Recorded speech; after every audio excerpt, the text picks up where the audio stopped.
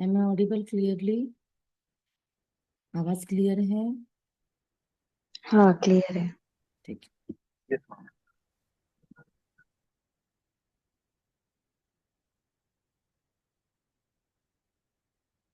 आज 19 मई 2025, 19 मई 2025। आज बाप दादा के मधुर महावाक्य सुनते हैं। बाबा कहते हैं, मीठे बच्चे, श्रीमत ही तुमको श्रेष्ठ बनाने वाली है। इसीलिए श्रीमत को भूलो मत। अपनी मत को छोड़ एक बाप की मत पर चलो। प्रश्न: पुण्य आत्मा बनने की युक्ति क्या है? पुण्य आत्मा बनने की युक्ति क्या है? उत्तर: पुण्य आत्मा बनना है तो सच्ची दिल से, प्यार से एक बाप को याद करो। कर्मेंद्रियों से कोई भी विकर्म न करो। सबको रास्ता बताओ। अपने दिल से पूछो। क्या पूछो? यह पुण्य हम कितना करते हैं। अपनी चेकिंग करो। चार्ट जिसको बनाना है, जिसने अभी तक चार्ट कभी लिखा नहीं, उनके लिए गाइडलाइन आज मुरली में बाबा दे रहा है कि क्या क्या पॉइंट आप चार्ट में डाल सकते हो। तो वो लिख के ले सकते हैं, और मुरली चिंतन ग्रुप में भी एक्स्ट्रा सपोर्ट के लिए डाल सकते हैं। अपनी चेकिंग करो। सॉरी। ऐसा कोई कर्म न हो जिसकी 100 गुना सजा खानी पड़े। तो चेकिंग करने से पुण्य आत्मा बन जाएंगे। कौन से पॉइंट्स हैं? रिवाइज करेंगे चार्ट की कि क्या क्या खुद की चेकिंग करनी है। एक तो बाबा को सच्ची दिल से कितना याद किया। कर्मेंद्रियों से कौन से विकर्म हुए आज सारा दिन में, और कौन से विकर्मों को मैं टाल सकी सारा दिन भर। फिर कितनों को आज दिन भर में रास्ता बताया परमात्मा का। फिर जो भटके हुए थे उनको कितना लाया राह पर। अपने दिल से पूछना है कि ये सारा पुण्य हम कितना करते हैं। बाबा को याद करने का, कर्मेंद्रिय जीत बनने का, औरों की अंधों की लाठी बनने का पुण्य हम कितना करते हैं। तो ऐसा कोई कर्म न हो जिसकी 100 गुना सजा खानी पड़े। तो सारा दिन में आज ऐसा कुछ कर्म हुआ क्या मेरे से, या वृत्तियों में ऐसा कुछ आया है क्या? तो बाबा कहते हैं, अगर रोज हम चेकिंग करेंगे, बाबा को लव लेटर लिखेंगे और चार्ट लिखेंगे, तो पुण्य आत्मा बन जाएंगे। तो अभी कौन कौन चार्ट नहीं लिखता अब तक, वो हैंड रेस करें। अभी भी बाबा ने इतना रिमाइंडर देने के बाद में भी चार्ट नहीं लिखता। एक आध दो बार मिस हो गया, वो तो बाबा कान पकड़ ही लेता है, लेकिन रेगुलर में भी नहीं लिखता। कविता बहन, सुवर्णा बहन, अच्छा नहीं लिखते, ओके। और कौन नहीं लिखता है? तो ओम फिर शांति। हाँ, लेटर में ही जैसे अगर चार टाइप सब दिए तो ये काउंटिंग में होगा क्या? हाँ काउंटिंग होगा वो एक्चुअली, क्योंकि रोज आप लिख रहे हो ना, रेगुलर बेसिस पे आप भगवान से वार्तालाप कर रहे हो और उसमें हम्म। अपना लेखा जोखा दे रहे हो। तो चलेगा। ओके। आपका फॉर्मेट रिपोर्ट के रूप में भी हो सकता है, चार्ट के रूप में भी हो सकता है। लेटर रिपोर्ट के रूप में दे रहे हो आप, तो चलेगा। पर उसमें ओके। फिर रेगुलरली एक पॉइंट होना चाहिए कि सारा दिन में योग कितना हुआ, मतलब बैठकर, चलते फिरते, और कर्मेंद्रिय जीत कितने रहे। ये एक दो तीन पॉइंट तो कंपलसरी होने चाहिए मुरली का चिंतन। ठीक है। हाँ। तो वे अभी क्या करेंगे मोनिका बहन? तो अभी जिन्होंने हैंड रेस किए, तो उन्होंने तो अपने बाबा के पास रिपोर्ट दर्ज करवाई कि बाबा हमने अपनी ईमानदारी से ये रिपोर्ट लिखी है। लेकिन फिर अभी क्या करेंगे? आज बाबा कुछ पॉइंट सुना रहा है, तो अभी चेंज क्या करेंगे आज से? हाँ कविता आज बहन? से लिखना शुरू करती हूँ। ठीक है, ऑल द बेस्ट। सरिता बहन क्या करेंगे? लिखते मैं तो नहीं है रोज तो? लिखती हूँ। अच्छा लिखते हैं रोज। जो नहीं नहीं लिखते कर उनकी बात चल रही है। जो नहीं नहीं लिखते क्या करेंगे? सुमन बहन क्या करेंगे? लिखेंगे, लिखने की कोशिश ओके, सुवर्णा बहन कहते हैं लिखेंगे। किरण भाई ये कभी कभी को खत्म करेंगे अभी। ओके। और भी कुछ हाँ है? दीदी, कभी कभी खत्म करते रेगुलर। हाँ यस। ओके, ठीक है मोनिका बहन। करेंगे। जी दीदी, आज से कंटिन्यू करेंगे। Yes, all the best.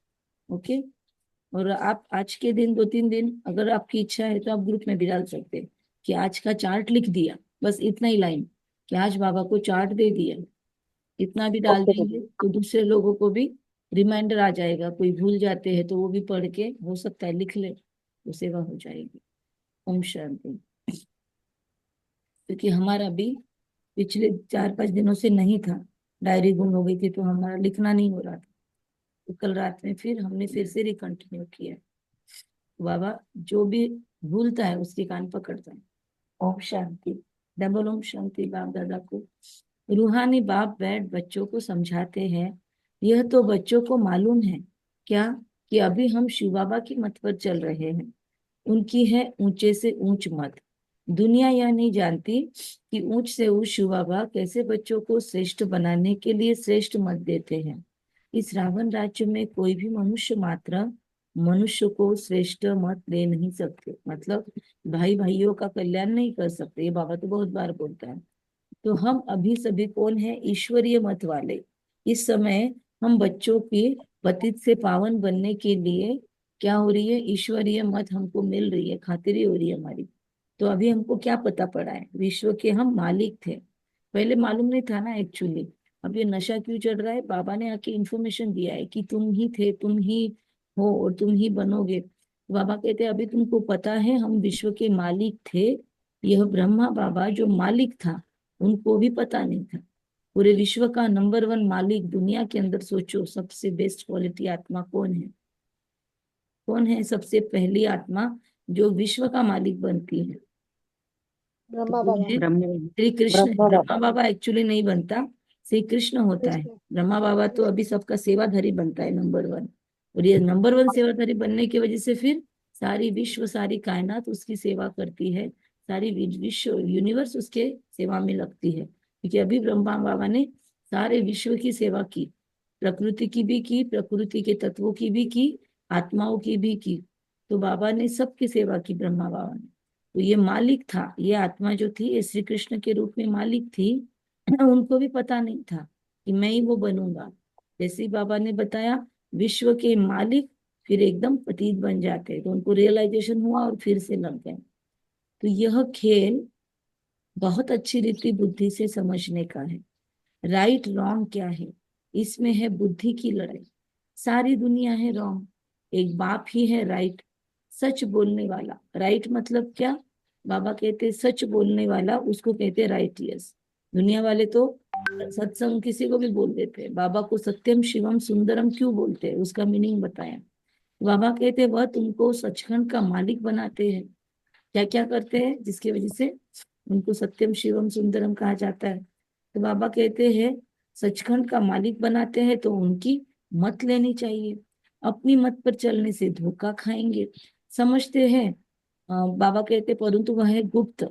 धोखा खाना भी गुप्त है और उन्नति होना भी गुप्त है।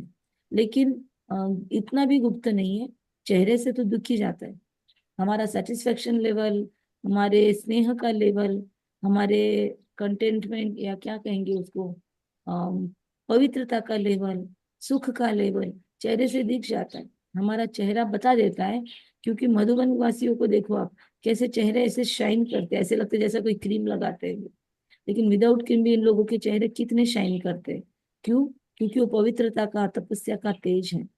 तो ऐसे चेहरे चलन से समझ जाता है। लेकिन कितना हुआ और कितना मिल रहा है, कितना गफलत कर रहे हैं, ये सारी हमारी इनकॉग्निटो बातें होती है। इसलिए बाबा कहते गुप्त है भी निराकार। मत हमको जो दे रहा है सचखंड का मालिक, तो वो बाबा कहते हैं निराकार है और गुप्त है। परंतु बच्चे गफलत करते हैं, समझते हैं यह तो दादा की मत है। मुरली किसकी मत है? परमात्मा शिव की। बाबा कहते लेकिन समझते हैं यह तो दादा की मत है। माया श्रेष्ठ मत लेने नहीं देती, श्रीमत पर चलना चाहिए। बाबा आप जो कहेंगे वह हम मानेंगे जरूर, परंतु कई मानते नहीं हैं। अपने अपने को चेक करेंगे हम कि क्या हम भगवान की मानते हैं भी या नहीं मानते। बाबा कहते हैं परंतु कई मानते नहीं हैं। नंबर वार पुरुषार्थ अनुसार मत पर चलते हैं, बाकी तो अपनी मत चला लेते हैं।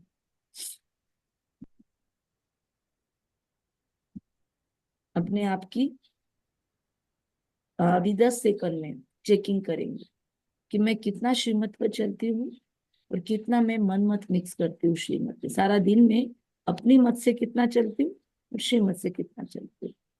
Start self check.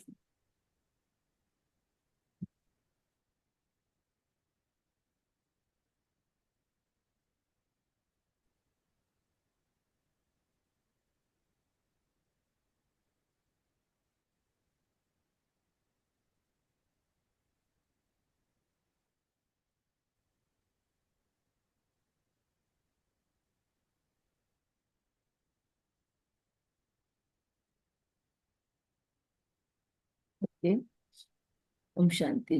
बाबा कहते हैं एक बाप का श्रीमत तो बहुत, बाबा कहते हैं बाबा आए हैं श्रेष्ठ मत देने, ऐसे बाप को घड़ी घड़ी भूल जाते हैं। माया मत लेने नहीं देती। मतलब मुरली सुनने के लिए भी आप सोचो, वो लाइव मुरली ग्रुप में कितनी आत्माएं हैं, मुरली चिंतन ग्रुप में कितने हैं, आप सिर्फ आज जाके देखना कितने पार्टिसिपेंट्स हैं। उसके बाद डेली मुरली ग्रुप में जाके देखना कितने पार्टिसिपेंट हैं। कम्युनिटी तो आप देख नहीं सकते, कम्युनिटी में तो बहुत है, 400-500 है, लेकिन ज्वाइन कितना कर रहे हैं और सेंटरों पे कितना जा रहे हैं, दोनों मिला के कितने लोग रेगुलर है, कितने लोग रेगुलर फॉलो कर रहे हैं। इसलिए हम अभी एक एक ग्रुप में से जो जो आत्माएं फॉलो ही नहीं कर रही है, तो बेवजह उनको उनके ऊपर बोझ क्यों चढ़ाना, इसलिए हम उनको रिमूव कर रहे हैं। क्योंकि ना वो रिपोर्ट देते हैं कि हम मुरली सुन रहे हैं कि नहीं सुन रहे हैं, सेंटर पे भी नहीं जा रहे हैं और ये भी नहीं, सिर्फ कोर्स करके बैठे हैं। तो बाबा कहते हैं माया श्रेष्ठ मत लेने नहीं देती, इसलिए अपने आप की अभी पीठ थपथपाओ और भाग्यवान समझो खुद को कि वाह मेरा भाग्य, thank you drama, thank you मेरी परिस्थितियां, जो मैं लाइव मुरली या सेंटर पे मुरली सुन पा रही हूँ, मधुबन जा पा रही हूँ, जो भी लाइफ में प्लस है उसके लिए ग्रेटिट्यूड। तो बाबा कहते हैं ऐसे बाप को घड़ी घड़ी भूल जाते हैं जो श्रेष्ठ मत देते हैं। माया मत लेने नहीं देती। माया वाया क्या है, हमारे संस्कार है। तो श्रीमत तो बहुत सहज है ना। क्या लगता है श्रीमत सहज है कि मुश्किल है, अपने आप से पूछो। सच में मैं सहज राजयोग में सहजता अनुभव कर रही हूँ या मुझे अपने पुरुषार्थ में मुश्किलातें महसूस हो रही है। तो अगले 2-3 सेकंड में बाबा से बात करो, शेयर करो बाबा को। यहाँ पे नहीं भी किया तो चलेगा, मन ही मन में वहीं पे पॉज लो, बाबा से शेयर करो कि बाबा मुझे इतना परसेंट शेयर सहज लगता है, ज्ञान योग पुरुषार्थ, और बाबा ये चीजों में मुझे मुश्किलें होती है। अभी के भी बाबा को चार्ट दे लो और देखो उस बात में आपको कैसे सोल्यूशन मिलेगा। अगर आज आप बहुत दिनों के बाद मुरली ज्वाइन कर रहे हो, आपका रेगुलर मुरली नहीं हो रहा है, उसके लिए बोलो। अमृतसर नहीं हो रहा है बोलो, ट्रैफिक कंट्रोल अच्छे से नहीं हो रहा है, आपके तरफ से इग्नोरेंस हो रहा है, जो भी है बोलो, बताओ बाबा को।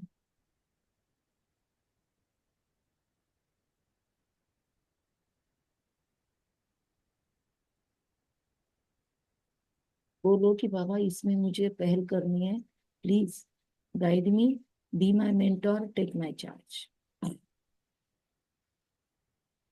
ओम शांति। बाबा कहते हैं मत माया लेने नहीं देती, श्रीमत तो बहुत सहज है। दुनिया में कोई को यह समझ नहीं है। क्या समझ नहीं है? दुनिया में किसी को भी, हमको भी नहीं थी, ये समझ नहीं है। और जो चार्ट नहीं लिखते उनको भी ये समझ नहीं है, क्लियर है। क्योंकि जो चार्ट नहीं लिखते ना उनको पता ही नहीं है वो कितने पानी में है। तो बाबा कहते हैं ये समझ नहीं है कि हम तमो प्रधान हैं। मेरी मत तो मशहूर है, श्रीमद् भगवत गीता। भगवान अभी कहते हैं मैं 5000 वर्ष के बाद आता हूँ, आकर भारत को श्रीमत देकर श्रेष्ठ से श्रेष्ठ बनाता हूँ। बाप तो सावधान करते हैं, बच्चे श्रीमत पर नहीं चलते। बाप रोज रोज समझाते रहते, रोज की मुरली में ये पॉइंट आती है, आप चेक करो, चैलेंज है। हर रोज मुरली के अंदर चार्ट का कोई ना कोई पॉइंट आता है कि अपने आप को चेक करो, अपने आप को देखो। अपनी घोट तो नशा चढ़े, बहुत सारे अलग अलग ढंग के चार्ट लिखने से रिलेटेड पॉइंट आते हैं। या लिखना भी नहीं आता किसी को तो मौखिक भी अलग बैठकर बेड से बोलना चाहिए बाबा को सब कुछ दिन भर का लेखा जो। तो बाबा कहते हैं बच्चों को श्रीमत पर चलना भूलो, बच्चों श्रीमत पर चलना भूलो मत। अंडरलाइन पॉइंट, रोज रोज बाबा समझाते हैं, बच्चों श्रीमत पर चलना भूलो मत। इन ब्रह्मा की बात ही नहीं है, उनकी बात समझो। कोई ब्रह्मा बाबा थोड़ी बोल रहा है हमको चार्ट लिखने को, ब्रह्मा बाबा को थोड़ी चार्ट देना है। चार्ट किसको देना है? ब्रह्मा बाबा के थ्रू शिव बाबा को। ब्रह्मा बाबा तो हमारी माँ है ना, बेहद की। तो माँ को भी बताना है और बाप को भी बताना है, दोनों को बिठा देना है एक साथ में। और फिर माता पिता ये आज का चार्ट। तो वही इन द्वारा मत देते हैं, वही समझाते हैं शिव बाबा ही। खान पान खाते नहीं, कहते मैं अभोक्ता हूँ, शिव बाबा को कुछ नहीं चढ़ता। तुम बच्चों को श्रीमत देता हूँ, नंबर 1 मत देते हैं क्या? मुझे याद करो, कोई भी विकर्म नहीं करो, अपने दिल से पूछो क्या कितना पाप किया है, यह तो जानते हो। ये सारी चीजें चार्ट की तो आ रही है आज। आज के मुरली में आपको बाबा झकझोर देगा, ऐसे जो चार्ट नहीं लिखते उनके पकड़ के कान पकड़ रहा है ना। जैसे उठक बैठक हो रही है, तो आज से चार्ट हो ही जाएगा शुरू, मुझे लगता है। बाबा कहते कोई भी विकर्म नहीं करो, और जो पुरुषार्थ असहज है उसमें भी अभी बाबा ने आपने बाबा को शेयर कर ही दिया, उसमें भी आपको सपोर्ट मिलेगा। तो आज आपका लकी डे है।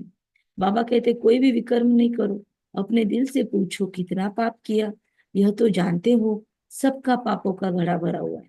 इस समय सभी रॉन्ग रास्ते पे हैं, तुम्हें अभी बाप द्वारा राइट मिला हुआ है, तुम्हारी बुद्धि में सारा ज्ञान है। और एक्चुअली लोगों को ये रियलाइजेशन है कि हमारे पास बेस्ट ज्ञान है। कल हम वो नारायण रेकी का एक सेशन हुआ था, तो वहां पे उन्होंने बहुत इनवाइट किया था, और बहुत अच्छा इनविटेशन आया था, तो हम गए थे उन्हें सुनने के लिए। तो वो सुनने के बाद जिन्होंने जिन्होंने हमको देखा वहां पर, तो बोला आप तो इससे भी बढ़िया कर रहे हो, आपके पास तो सब कुछ है। मतलब लोगों को रियलाइजेशन है कि आपके पास तो सब कुछ है, आपको तो श्रेष्ठ से श्रेष्ठ मत मिल रही है। बाबा ने जो मत हमको कर्म का कर्मिक फिलोसॉफी पे बताई है, वो ऑलरेडी बाबा ने हमको बताई दी है, जो आज लोगों को देते हुए हम सुन रहे हैं। और लोग क्या करते हैं, हमने वहां पर भी देखा, लोग उनके दर्शन लेने के लिए लाइन लगा रहे। अब वो गृहस्थी महिला है और वो सिखा रही है कुछ टेक्निक, लेकिन उसके पीछे भी भक्त बन रहे हैं लोग, है ना। तो मतलब क्या कर रहे हैं हम, लोगों की बातों पर अमल नहीं कर रहे, उनके फॉलोअर बन रहे। हर जगह भक्ति के संस्कार है। तो बाबा कहते तुम्हारी बुद्धि में सारा ज्ञान है। तो इतना मतलब गदगद फील हो रहा था कि बाबा आपने कितना कुछ फ्री में ही दे दिया। आज वही लोग पैसे लेके सिखाते हैं, या फिर वही आत्माएं कितनी मेहनत करके भी सीख नहीं पाती। मतलब वहां पे आए हुए 1000 से ऊपर लोग थे, लेकिन सच में उनमें से कितनी आत्माओं को वो पक्का रियलाइज हुआ। बाबा यहाँ रोज रोज मुरली सुनाता है, कितनी क्वालिटी बात है। तो बाबा कहते हैं कि गीता में जो ज्ञान होना चाहिए वह है नहीं, तुम्हारी बुद्धि में सारा ज्ञान है। तो क्या रोज हमारी कॉलर टाइट फील होती है हमको? ऐसा नशा चढ़ता है? जिसको जिसको नशा चढ़ रहा है कि वाह, मेरे पास कितना वंडरफुल खजानों का मालिक है, जो डेली मेरे हाथ में ला ला कर खजाना भर के देता है। और ऐसे सेशन वाइज नहीं, जब चाहो तब उसको एक्सेस है हमको शिव बाबा को। किसको नशा चढ़ रहा है वो लिखो, एन फॉर नशा, मैसेज में एन एन लिखो। जिनको लगता है कि यस मुझे नशा चढ़ रहा है, मुझे नशा है, तो वो लोग एन लिख सकते हैं मैसेज के अंदर। तो बाबा कहते हैं वेरी गुड, बाबा कहते हैं गीता में जो जो ज्ञान चाहिए वह है नहीं, वह कोई बाप की बनाई हुई नहीं है, यह भी भक्ति मार्ग में नूंद है। कहते भी है भगवान आकर भक्ति का फल देंगे। बच्चों को समझाया गया है ज्ञान से सदगति, सदगति भी सबकी होती है, दुर्गति भी सबकी होती है। यह तो दुनिया ही तमो प्रधान है, सतो प्रधान कोई है नहीं। पुनर्जन्म लेते लेते अब पिछाड़ी आकर हुई है। देखो बहुतों ने लिखा नशा नशा एन, तो सबको अभिनंदन। तो अब मौत सबके सिर पर खड़ा है।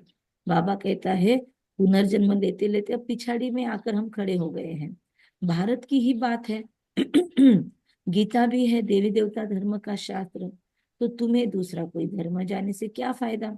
हर एक अपनी अपनी कुरान बाइबल आदि पढ़ते हैं, अपने धर्म को। लेकिन भारतवासियों ने, बाबा ने कितनी बार बाबा कंप्लेन करता है कि भारतवासियों को या आदि सनातन देवी देवता धर्म वालों को ही अपने धर्म की वैल्यू नहीं है, बाकी सब धर्म वाले अपने इस पे रिजिड है। भारतवासी ओपन माइंडेड बोलते हैं खुद को, सबका सुनते हैं और करते कुछ भी नहीं बहुत कम है जो करते हैं। तो एक भारतवासी अन्य सब धर्मों में चले जाते हैं और सब अपने धर्म में पक्के हैं। हर एक धर्म वाले की शक्ल अलग अलग है, आप चेहरा देख के भी समझ सकते हो ये कौन से धर्म को फॉलो कर रहा है। देखो आप थोड़ा ऑब्जर्व करना शुरू करो आज से, तो चेहरे पढ़ना शुरू कर सकते हो आप। आपको चेहरे देख के भी आत्माओं की अवस्था का समझ आ सकती है। पहले अपना ही चेहरा दर्पण में देखना है। कल बाबा ने बोला ना, तो बाप स्मृति दिलाते हैं, बच्चे तुम अपने देवी देवता धर्म को भूल गए हो, तुम स्वर्ग के देवता थे। हम सो का अर्थ भारतवासियों को बाप ने सुनाया है, बाकी हम सो परमात्मा नहीं है। ऐसा तो फील नहीं होता ना, हम सो परमात्मा। तो यह बातें तो भक्ति मार्ग के गुरु लोगों ने बताई है। गुरु भी करोड़ों लोग, करोड़ों होंगे। स्त्री को पति के लिए कहते हैं यह तुम्हारा गुरु ईश्वर है, जबकि पति ही ईश्वर है। फिर हे भगवान, हे राम क्यों कहती हो? सभी ने कहा है ना, वो हथलेवा बांधते हुए, पति ही परमेश्वर है। पैर पड़ने लगाते हैं शादी में। पत्नी को जो बच्ची शादी करती है, उसको फेरों के बाद में वो पति के ऊपर फूल डाल के उसको उससे फेरे करवाते हैं, जो मामा फेरे होते हैं, और उसको पैर पड़वाते हैं। लायक है क्या कोई भी आज पैर पड़ने के? और उसको गुरु बनवाते हैं। तो बाबा कहते स्त्री को पति के लिए कहते यह तुम्हारा गुरु ईश्वर है, जबकि पति ही ईश्वर है। फिर हे भगवान, हे राम क्यों कहती हूँ? जिसने बोला पति ही ईश्वर है, तो वो क्या कभी हे राम हे ईश्वर कह के बात नहीं करती है? वो ही भक्ति करती है, भगवान को याद करती है।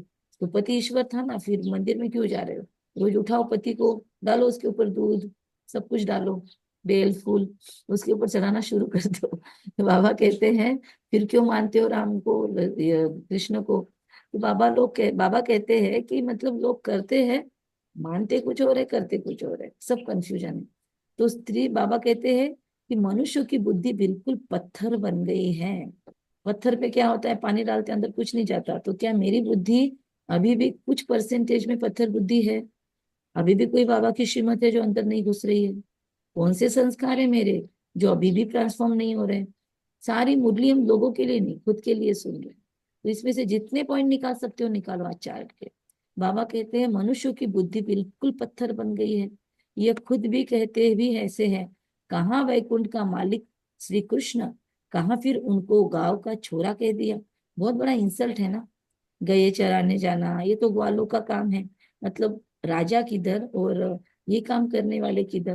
तो बाबा कहते हैं कहाँ, मतलब विश्व के मालिक को गांव का छोरा बना दिया, श्याम सुंदर कह दिया।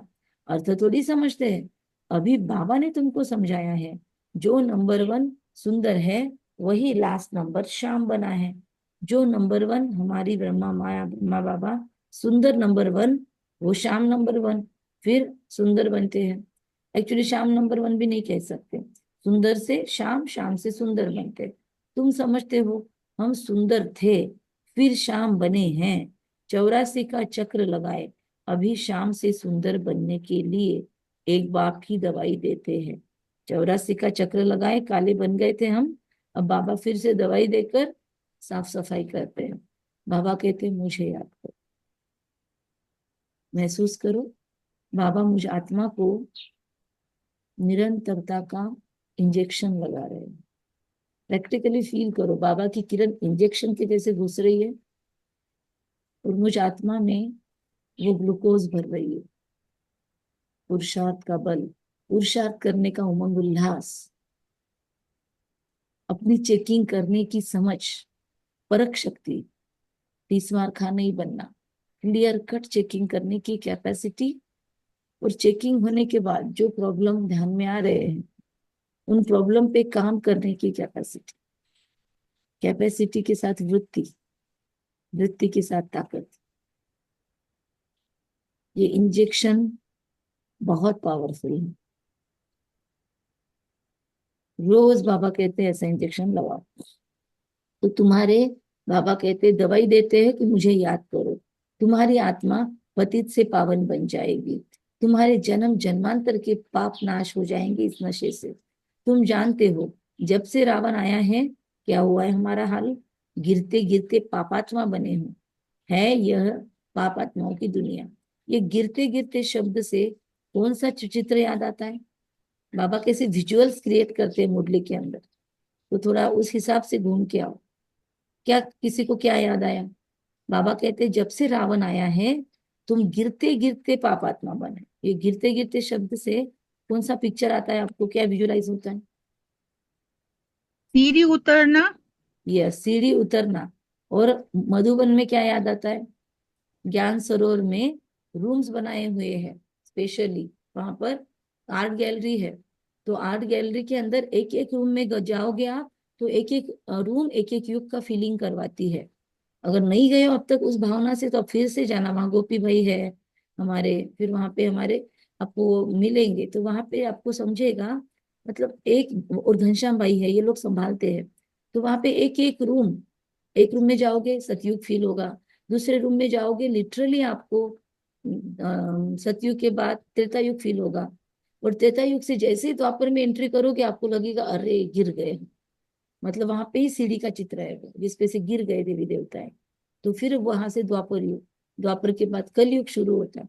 और फिर संगम युग में आने की भी फीलिंग आएगी आपको। जैसे हम संगम युग में एंट्री करते हैं, वो नदियां बहती है, फरिश्ते बैठे हैं तपस्या में। तो बाबा ऐसे विजुअल्स क्रिएट करने के साथ साथ अगर हम पढ़ते रहेंगे ना, तो मुरली मजा देगी। बाबा कहते गिरते गिरते सीढ़ी उतरते उतरते पापात्मा बने हैं। यह है पापात्माओं की दुनिया। एक भी सुंदर नहीं है इधर। बाप बाप बिगर सुंदर कोई बना ना सके, कितना भी हम मेकअप शेकअप कर ले, बाबा के सिवाय इंटरनल स्मार्टनेस कोई नहीं दे सकता। तुम आए हो स्वर्ग से स्वर्गवासी सुंदर बनने, अभी नरकवासी शाम है। अभी अपने नाम के सामने आज सारा दिन फील करना मैं स्वर्गवासी हूँ। लिख दोगे ना तो लोग बोलेंगे बाप रे, पहली बार ऐसा किसी का स्टेटस देखा है। लिखना नहीं, फील करना। ओके, क्योंकि जाने के बाद, मृत्यु के बाद लोग स्वर्गवासी लगाते हैं। बाबा बैठे बैठे हमको फील करवा रहे। चलो स्वर्ग में स्वर्गवासी हो, फील करो वो राजाई एहसास, वो दिव्यता, स्वर्गवासी सुंदरता। अभी बाबा कहते हैं नरकवासी शाम है, क्योंकि काम चिता पर चढ़कर काले बने हैं। बाप कहते हैं काम महाशत्रु है, इनको जीतो तो जीत पाएंगे, तो जगत जीत बनेंगे। नंबर 1 है काम, उनको ही पतित कहा जाता है। क्रोधी को पतित नहीं कहेंगे, बुलाते भी हैं आकर पतित से पावन बनाओ। तो अब बाप आए हैं, अंतिम जन्म पावन बनो कहते हैं। जैसे रात के बाद दिन, दिन के बाद रात होती है, वैसे संगम युग के बाद सतयुग आना है, चक्र फिरना है। बाकी और कोई आकाश में या पाताल में दुनिया नहीं है, ना ऊपर है ना नीचे है। बहुत धर्मों में इसका वर्णन है, लेकिन ऐसा कुछ है नहीं। सृष्टि तो यही है, इसी धरती के ऊपर, इस सरफेस पे ही सतयुग भी आता है, यही पे त्रेता युग, सारे युग इधर ही, ऊपर और नीचे नहीं है। सतयुग त्रेता यहाँ ही है, झाड़ भी एक ही है, और कोई हो नहीं सकता। ये सब गपोड़े हैं जो कहते हैं अनेक दुनियाएं हैं। आप देखोगे ना, एक्चुअली बहुत सारे धर्मों में भी है ये, कि बहुत सारी दुनियाएं और बहुत बहुत ज्यादा रोला किया है। आप अगर उनका भी एक चित्र है, गोला है, तो हम नाम तो नहीं लेंगे धर्म का, लेकिन आप समझ पाओगे। तो वहां पे आपको दिखेगा चित्र, कर्म के ऊपर बहुत जो ध्यान देते हैं। लेकिन इतना कंफ्यूज हो जाओगे, इतना ज्यादा उसमें पेचीदापन है और उनको ही क्लैरिटी नहीं है, तो वो आपको समझा भी नहीं सकते। इसलिए बाबा बोलते गपोड़े हैं सारे, कि अनेक दुनियाएं हैं। बाप कहते ये सब है भक्ति मार्ग की बातें। अब बाप सत्य बात सुनाते हैं। मतलब अब तक हमको इन लोगों ने सबने क्या सुनाया, शास्त्र हो या कुछ भी हो, क्या सुनाया गया? झूठ। बाप क्या सुनाते हैं? सत्य।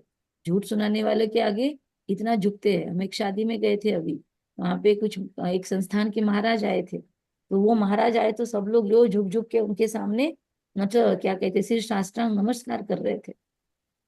और फिर हमने अचानक से हमारी बहन को पूछा, तो बोला देखना वो वहां के महाराज है। मैंने बोला तू कौन है? तो बोली ओ गॉड, भूल ही गए थे। और एकदम से नशा चढ़ गया कि हम कौन है यहाँ पर बैठे हुए, उसके बाद हम क्या बन रहे हैं, और हमको मिला कौन है।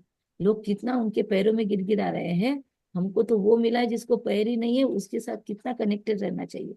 तो बाबा कहते ये सब गपोड़े हैं। बाबा कहते भक्ति मार्ग की बातें हैं। अब सत्य बाप सत्य सुनाते हैं। अब अपने अंदर देखो, हम कहाँ तक श्रीमत पर चलकर सतो प्रधान पुण्य आत्मा बन रहे हैं। पूछो, फिर से चार्ट का पॉइंट आ गया। सतो प्रधान को पुण्य आत्मा, तमो प्रधान को पापात्मा कहा जाता है। कोई लिख रहा है क्या चार्ट के सारे पॉइंट? ग्रुप में डालेंगे, कोई अपने पास नोट कर रहे कोई आप में से? एनीवन?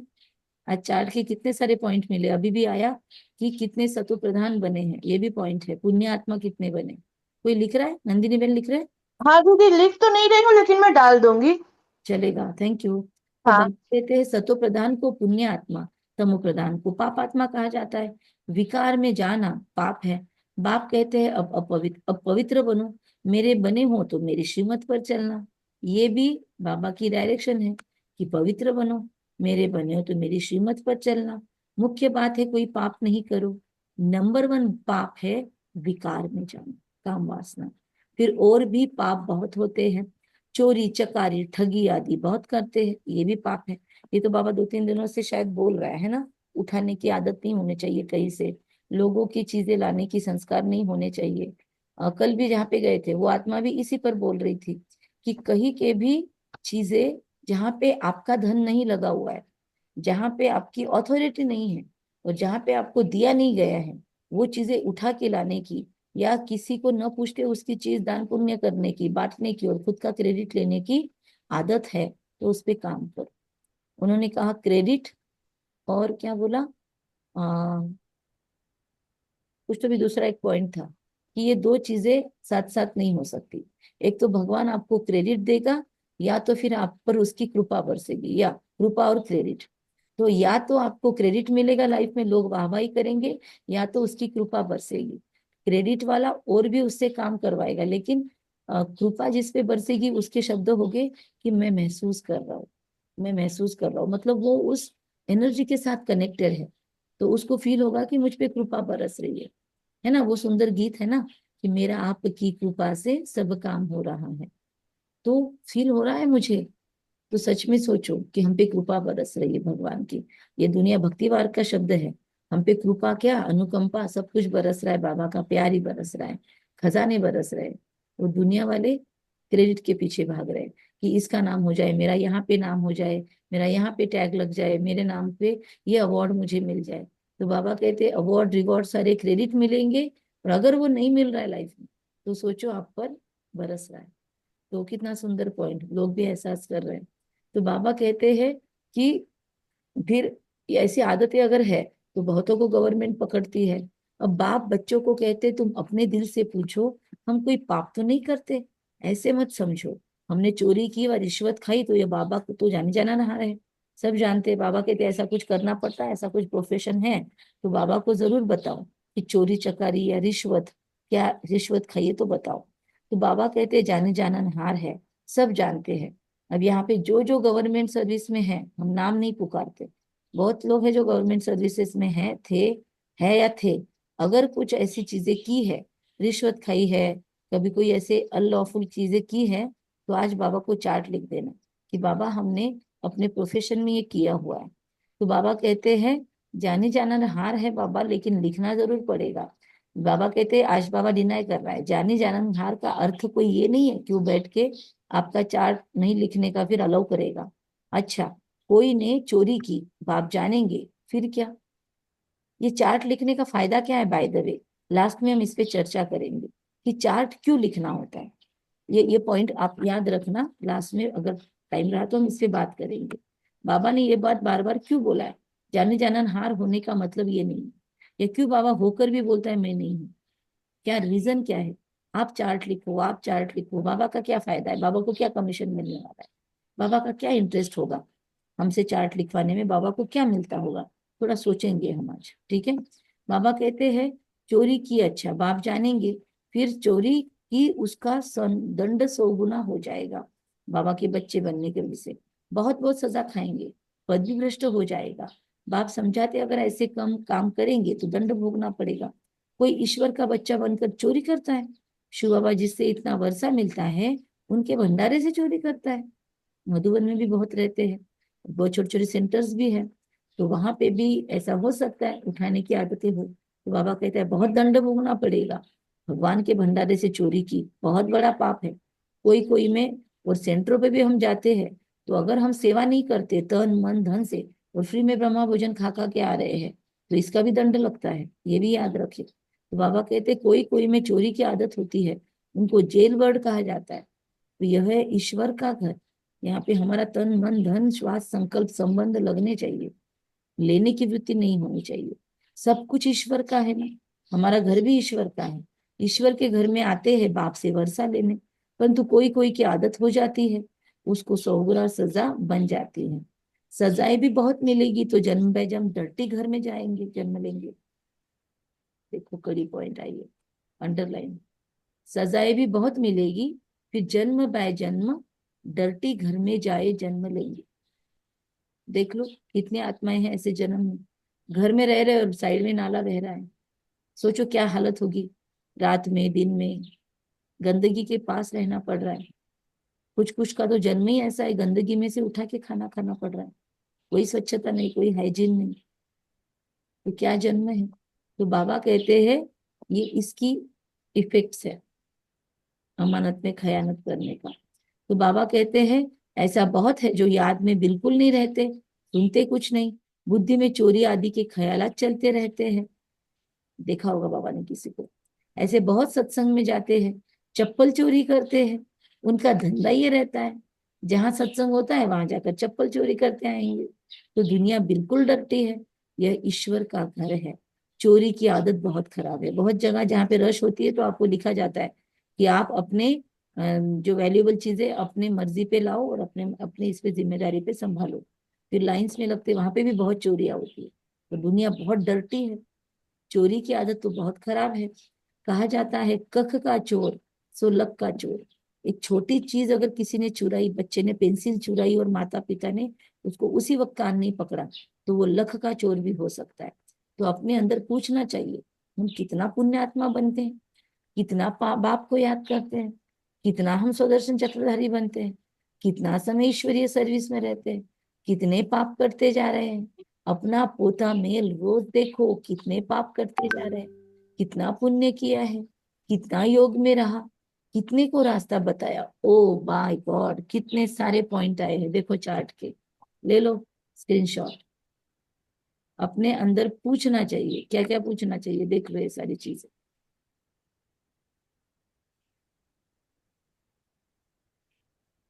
बाबा कहते हैं धंधा आदि तो भल करो, ले लिया स्क्रीनशॉट। फिर हम आगे जा रहे हैं। तुम कर्मयोगी हो, कर्म तो भल करो। बाबा यह बैजेस भी बनाते हैं, अच्छे अच्छे लोगों को इस पर समझाओ। इस महाभारत लड़ाई द्वारा ही स्वर्ग के गेट्स खुल रहे हैं। श्री कृष्ण के चित्र में नीचे लिखत बड़ी फर्स्ट क्लास है। बाबा कहते परंतु बच्चे अभी इतना विशाल बुद्धि नहीं हुए हैं। थोड़ा ही धन मिलता है तो नाचने लग पड़ते हैं। कोई को जास्ती धन होता है तो समझते हमारे जैसा कोई नहीं, 30 मार का हम ही हैं, और वो अकड़ में रहते हैं पैसा है तो बाबा कहते हैं जिन बच्चों को बाप की परवाह नहीं है उन्हें बाप तो इतना विनाशी ज्ञान रत्नों का खजाना देते हैं। तो दुनिया वाले स्थूल धन का अकड़ दिखा सकते हैं, तो क्या हम अविनाशी ज्ञान रत्नों से कॉलर टाइट करके वो रुहाब में नहीं चल सकते। हम ईगो में तो नहीं चलेंगे, रुबाब नहीं दिखाएंगे, लेकिन रुहाब, वो नारायणी नशा चेहरे पे चमकना चाहिए ना। क्या मिला है, क्या मिला है मुझे, वो लोगों को दिखना चाहिए। तो चेहरा खिला हुआ होना चाहिए रूहे गुलाबों का। बाबा कहता है नहीं कब होता है, जब अविनाशी ज्ञान रत्नों का खजाना देते हैं उसकी कदर नहीं है, तो ये प्रॉब्लम हो सकता है। बाबा एक बात कहेगा वो दूसरी बात कर लेते हैं। परवाह न होने के कारण बहुत पाप करते रहते हैं। हम जब श्रीमत को इग्नोर करते हैं ना तभी पाप होते हैं। कोई भी पाप देख लो, अभी तक लाइफ में आप आज पाप लिख के दोगे अगर बाबा को, तो उसके पीछे कारण भी देख लेना। इधर लिखना पाप और इधर लिखना कारण, कि मैंने लाइफ में क्या क्या पाप किए हैं, उसके अगेंस्ट में उसका रीजन लिखना। तो ध्यान में आएगा कि इसके अपोजिट श्रीमत है। श्रीमत पर चलते नहीं है फिर गिर पड़ते हैं। बाबा कहते यह भी ड्रामा है, उनकी तकदीर में नहीं है। बाप तो जानते हैं ना बहुत पाप करते हैं। अगर निश्चय हो कि बाप हमको पढ़ाते हैं तो खुशी रहनी चाहिए। तुम जानते हो हम भविष्य नई दुनिया के प्रिंस प्रिंसेस बनेंगे, ये सिम्टम्स है। अगर नशा है तो नशा रहेगा, खुशी रहेगी, प्रिंस प्रिंसेस बनेंगे। परंतु बच्चे अभी तक भी मुरझाते, कितनी बार आज मुरली में आ गया है, अंडरलाइन पॉइंट है। निश्चय हो तो खुशी रहनी चाहिए। तुम जानते हो हम भविष्य नई दुनिया में प्रिंस प्रिंसेस बनेंगे, कितनी खुशी रहनी चाहिए, निकालो स्क्रीनशॉट। परंतु बच्चे अभी तक मुरझाते रहते, वह अवस्था ठहरती नहीं है। बाबा ने समझाया है विनाश के लिए रिहर्सल होगी, हो रही है ना, भारत पाकिस्तान में भी हो रही है, अलग अलग जगह हो रही है। कैलामिटीज भी होगी, वो भी अपना रिहर्सल करेगी कि लास्ट में जमेगा कि नहीं मुझे करना है। भारत को कमजोर करते जाएंगे। सुन रहे हो पॉइंट? ये पॉइंट पहली बार आई है। और ये पॉइंट हमने कल भी एक जगह सुनी है कि भारत को कमजोर करते जाएंगे। बाप खुद कहते हैं यह सब होना ही है, नहीं तो विनाश कैसे होगा। तो एक ही पॉइंट दो बार सुनी हमने, कुछ ना कुछ राज है। भारत को कमजोर करते जाएंगे बोला। सोचना इस पे। बाबा कहता है, बाप खुद कहते हैं ये सब होना ही है, नहीं तो विनाश कैसे होगा। बर्फ की बरसात पड़ेगी, फिर खेती आदि का क्या हाल होगा। क्योंकि भारत ने इतना स्ट्रॉन्ग कदम उठाया अभी पाकिस्तान के खिलाफ, लेकिन दुनिया में कहीं कहीं कुछ लोग, कुछ देश तो उनके साइड में है। फिर जो रिपोर्ट लिखवानी थी, जैसे एफआईआर होता है वैसे, तो उसके अंदर से भी वो लाइनें निकाल दी जो जरूरत में थी। मतलब बाबा कहते हैं ऐसा होगा, भारत को कमजोर करते जाएंगे, लेकिन फिर से भारत वो विश्व महागुरु बनेगा जरूर। तो लाखों मरते रहते हैं, कोई बतलाते थोड़ी है। तो बाप मुख्य बात समझाते हैं। अब ये जो भारत को कमजोर करते जाते हैं, ये पॉइंट हो सकता है हो चुकी है, अब उसके हम आगे आए हैं, या फिर पता नहीं ड्रामा में क्या है। तो ये इसका दोनों अर्थ हो सकता है, या तो भारत को अब तक कमजोर किया गया, अब फिर से भारत वो ओवर पावर कर रहा है, या आगे की बाबा को बात माननी। हमको तो साक्षी बनना है। बाबा कहता है लाखों मरते हैं, बर्फ की बरसातें होती है, कैलामिटीज, हमारे सामने ऑफिशियल आंकड़े कम आते हैं। तो बाप मुख्य बात समझाते हैं कि ऐसे अपने अंदर जांच करो, मैं कितना बाप को याद करता हूँ। बाबा देखो, फिर से बाबा से क्या बातें करनी है। जिसको चार्ट नहीं लिखना है, लेटर लिखना है, उनके लिए भी फिर से स्क्रीनशॉट आ गया। बाबा कहते हैं, तो बाप बात समझाते हैं कि ऐसे अपने अंदर जांच करो, मैं कितना बाप को याद करता हूँ। बाबा आप तो बड़े मीठे हो, कमाल है आपकी, आपका फरमान है, मुझे याद करो तो एक ही जन्म के लिए रोगी नहीं बनेंगे।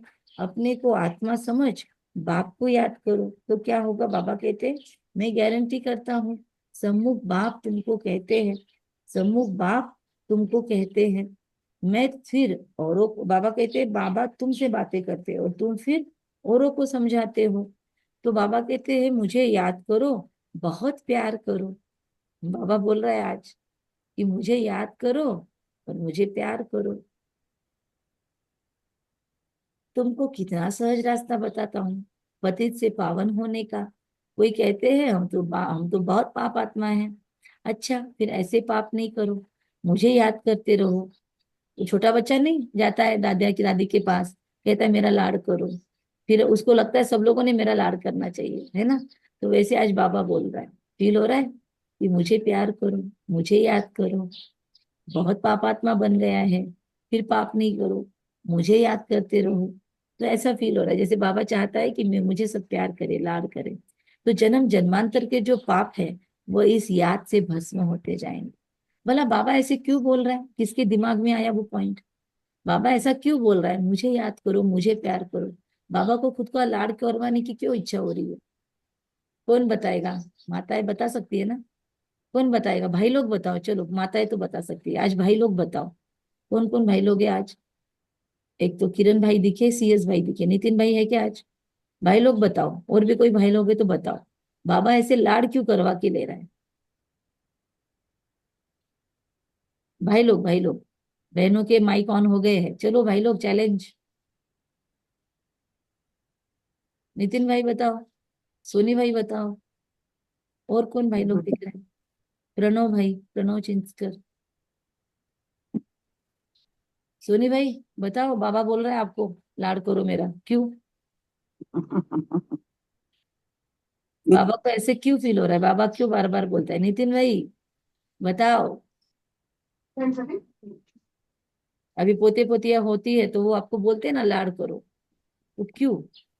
बाबा क्यों बोल रहा है? शायद शायद बाबा के साथ और अपना रिलेशनशिप कनेक्शन स्ट्रांग होने के हिसाब से। अच्छा और सोचो, और सोचो, मजा आएगा आपको। और भी सोचो, उसकी फीलिंग्स सोचो, बाबा की फीलिंग्स क्या है।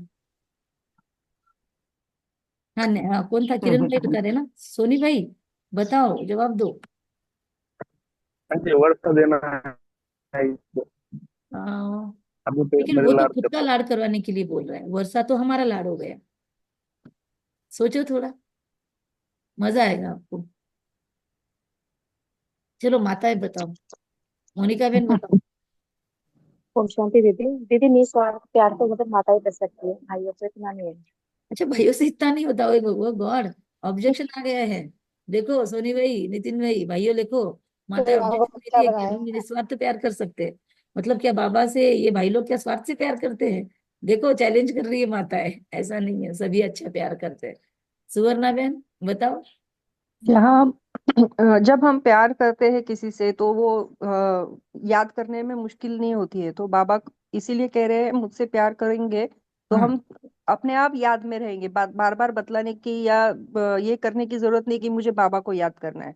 इसलिए अच्छा, दिल से मतलब प्यार करेंगे तो ऑटोमेटिक याद में रहेंगे। हमारे लिए, बाबा हमारे को फायदे के बच्चा लिए बोल। बनाने से याद याद आते हैं। अच्छा, मतलब हमारे फायदे के लिए आपका एंगल ये है कि हमारे हमारे फायदे के फायदे के लिए। लिए बाबा बोल रहा है हम्म। कि मेरा प्यार, मुझे प्यार। ओके, यस और यस। कोई पॉइंट आया इसके अलावा? आशुक कोई मासी। पॉइंट है?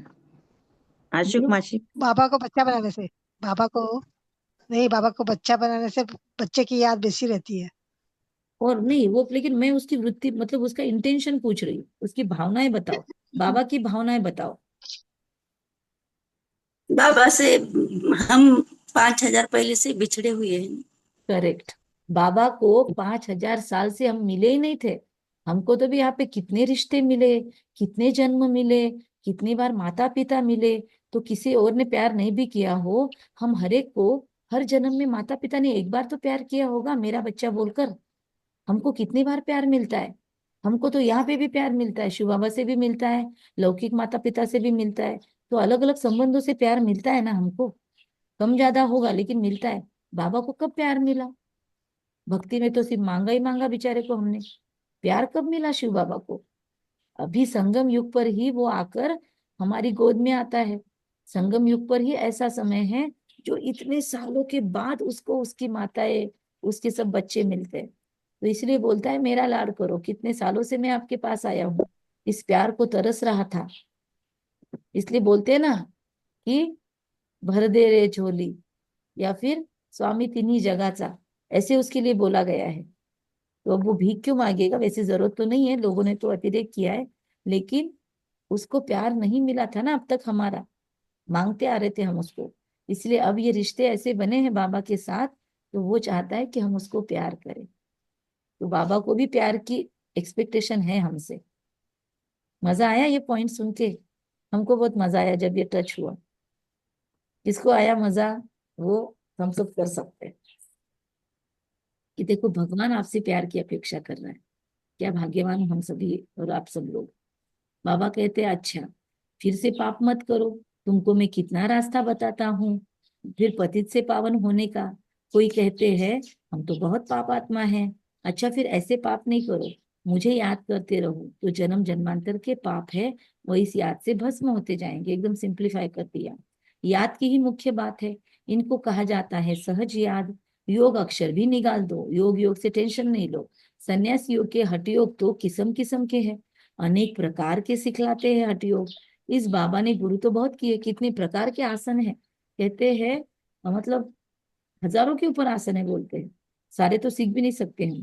तो सन्यासियों के हठ योग कितने किस्म किस्म के हैं, अनेक प्रकार से सिखलाते हैं। इस बाबा ने गुरु तो बहुत किए हैं ना, अभी बेहद का बाप है। कहते हैं इन सबको छोड़ो, इन सबका भी मुझे उद्धार करना है। ये गुरुओं को भी छोड़ो, अभी इनका भी उद्धार मुझे करना है। बताया ना आपको शुरुआत में। तो और कोई की ताकत नहीं जो ऐसे कह सके। बाप ने कहा है मैं इन साधुओं का भी उद्धार करता हूँ। फिर ये गुरु कैसे बन सकते हैं? एक्चुअली किसी के पैरों पर पड़ने की बात ही नहीं है, क्योंकि कैपेसिटी नहीं है किसी की। लेकिन क्या हो जाता है, इंसान को पैर पड़ना आसान होता है, खुद में परिवर्तन करना थोड़ा सा मुश्किल है। तो शॉर्टकट मारते सभी कि बस पैर पड़ लो, खत्म, वो पुण्य करते रहे, हम पैर पड़ के उनके पुण्य लेते रहे। ये भावना बहुतों की होती है, इन्होंने बहुत पुण्य किया ना, इनके पैरों को टच करो, इनके हाथ को टच करो, कैसे भी करके इनके नजदीक जाओ, ताकि उनका पुण्य हम खींच ले। ये तो शॉर्टकट मारना हुआ। ये इसको बोलते हैं, ये होता है ना एक कवच छत्र चलता है, वो खुद का अन्न नहीं बना सकता, तो वो परजीवी वनस्पतियां होती है, परजीवी कीटक होते हैं।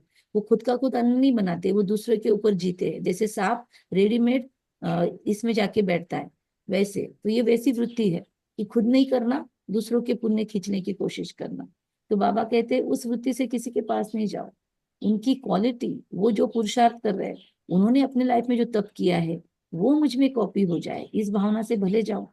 बाबा कहते हैं और कोई की ताकत नहीं जो ऐसे कह सके उद्धार करने के बाद। बाप ने कहा है मैं इन साधुओं का भी उद्धार करता हूँ, फिर ये गुरु कैसे बन सकते हैं, अथॉरिटी नहीं है उनको। तो मूल एक बात समझाते हैं, अपने दिल से पूछो, हम कोई पाप तो नहीं करते, किसको दुख तो नहीं देते, इसमें कोई तकलीफ नहीं है।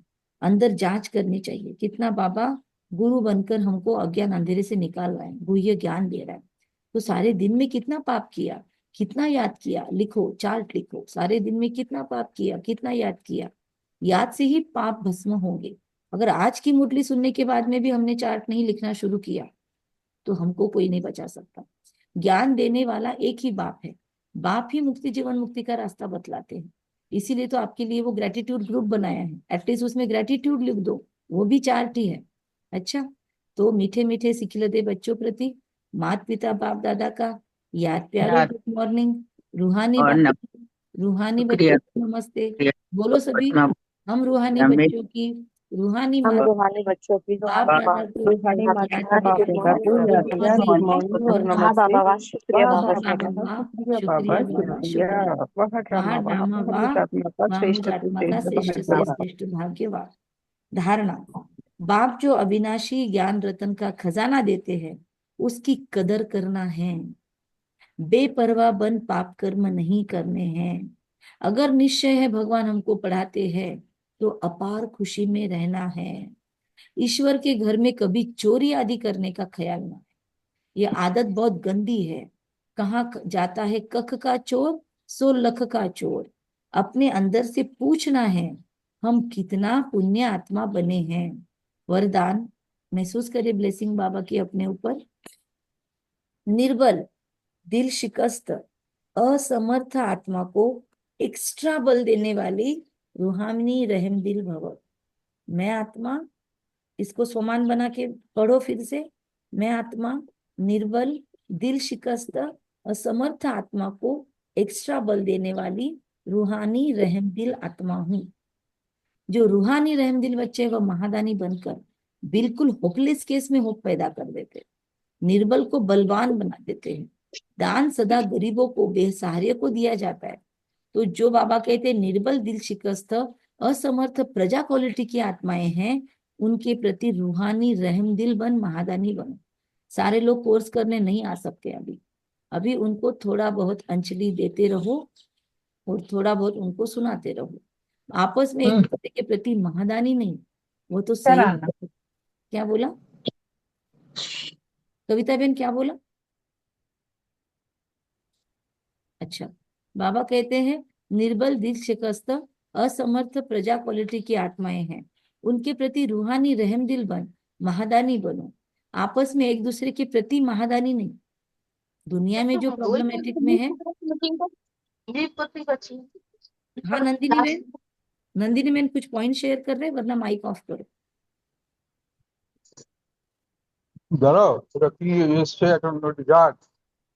नंदिनी बहन माइक ऑफ कर लो। बाबा कहते हैं कि दुनिया वालों के लिए जो ऐसी परिस्थिति में, उनके लिए महादानी बनो। बाबा कहते हैं एक दूसरे के प्रति यहाँ महादानी नहीं, वो तो सहयोगी साथी है। हम आपस में एक दूसरे को महादान नहीं करते, हम एक दूसरे को यहाँ पे योग का सकाश नहीं देते, हम एक दूसरे को सहयोग देते हैं। बाबा कहते हैं वह तो सहयोगी साथी हो, भाई भाई हो, हम शरीक पुरुषार्थी हो। तो हमको यहाँ पे एक दूसरे को सहयोग देना है, न कि महादान। ठीक है, योगदान नहीं शब्द यूज करेंगे हम कि हम एक दूसरे को योगदान करेंगे, नहीं, सहयोग देना, योग का सहयोग। तो बाबा कहते हैं ये शब्द भी हमको प्रॉपर आने चाहिए। तो यह तो सहयोगी साथी हो, एक दूसरे में हम कौन है? सभी भाई भाई, सहयोगी साथी, हम शरीक पुरुषार्थी है। क्या है सभी? माइक खोल के बोलो सभी, हम सभी कौन है? ये तीनों टाइटल पढ़ो। हम सभी आपस में कौन है? सहयोगी साथी, सहयोगी साथी, भाई भाई, भाई भाई, और हम शरीक पुरुषार्थी। सहयोगी साथी, हम भाई शरीक भाई, पुरुषार्थी। पुरुषार्थी है। स्लोगन, सदा एक बाप के श्रेष्ठ संग में रहो तो और किसी के संग का रंग प्रभाव नहीं डाल सकता। अव्यक्त इशारे, रूहानी रॉयल्टी और प्यूरिटी की पर्सनालिटी धारण करो। प्यूरिटी के साथ चेहरे चलन में रूहानियत की पर्सनालिटी को धारण कर इस ऊंची पर्सनालिटी के रूहानी नशे में रहो। अपनी रूहानी पर्सनालिटी को स्मृति में रखकर चेहरे चलन पे वो लाओ, और फिर बाबा बोलते उसको स्मृति में रखकर सदा प्रसन्न चित रहो, तो सब प्रश्न फिनिश समाप्त हो जाएंगे। अशांत परेशान आत्माएं आपकी प्रसन्नता की नजर से प्रसन्न हो जाएगी। अशांत परेशान आत्माएं आपकी प्रसन्नता की नजर से परेशान हो जाए, सॉरी, आपकी प्रसन्नता की नजर से परेशान भी हो गई है आत्माएं तो प्रसन्न हो जाएगी, ना कि हमसे परेशान हो गई। ओके, तो क्या बाबा हमको ऊंची नजर से देख रहा है, कितनी कैपेसिटीज को रिवाइज करवा रहा है। अच्छा, ओम शांति। कम बोलेंगे, धीरे बोलेंगे, मीठा सत्य सोच समझ कर बोलेंगे। चार्ट लिखेंगे बाबा को, पुण्यात्मा बनना है तो। फिर बाबा ने कहा श्रीमत श्रेष्ठ बनाने वाली है, परमत अलग है। फिर बाबा ने सकाश के लिए बताया। तो आज बाबा ने बहुत सारी बातें बताई और कहा मुझे प्यार करो, मुझे याद करो। तो बाबा बच्चा बनकर आया हुआ है, इसीलिए श्रीमत को भूलो मत। अपनी मत छोड़कर एक बाप की मत पर चलने को भी बोला, खुद की मत को भी बाबा ने गलत बोला है। और बाबा ने कहा है पर मत चलाएंगे, मन मत चलाएंगे तो फिर सजा भी 100 गुना मिलेगी। अच्छा, ओम शांति।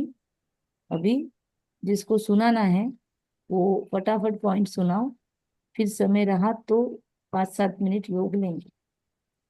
हाँ दीदी, ओम शांति। बाबा के संग में चलेंगे तो किसी का संग का रंग नहीं लगेगा दूसरों का। और सुनो। ओम शांति। मैं निर्बल को बल देने वाली रहमदिल आत्मा हूँ।